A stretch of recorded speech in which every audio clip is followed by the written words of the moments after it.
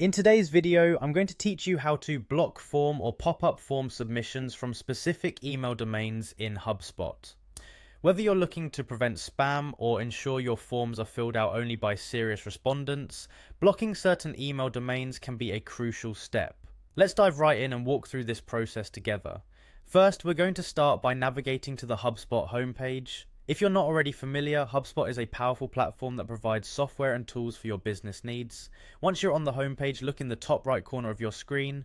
There you'll find the option to log in. Click on that, and if you're not already signed in, now's the time to enter your details and access your account. Now that you're logged in, you'll be taken to the Hubspot home. Here, you're greeted with a dashboard that gives you access to a wide range of Hubspot's features. For today's task, we're going to focus on the marketing section. You'll find it in the navigation bar or menu on your screen. Go ahead and click on marketing. Within the marketing section, you'll see various tools and options available to you. The one we're interested in today is Forms, which is essential for collecting and managing data from your website visitors. Click on Forms to proceed to the next step. Once you are in the form section, you'll see a list of all the forms you've created. Find the form you want to work on and click on the Edit option next to it. This will open up the form editor, allowing you to make changes and customize the form as needed.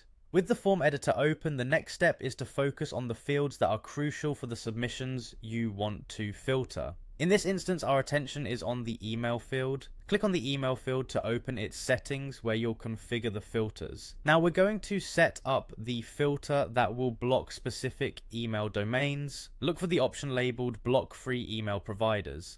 By enabling this, Hubspot will automatically filter out commonly blocked domains like those found in free email services.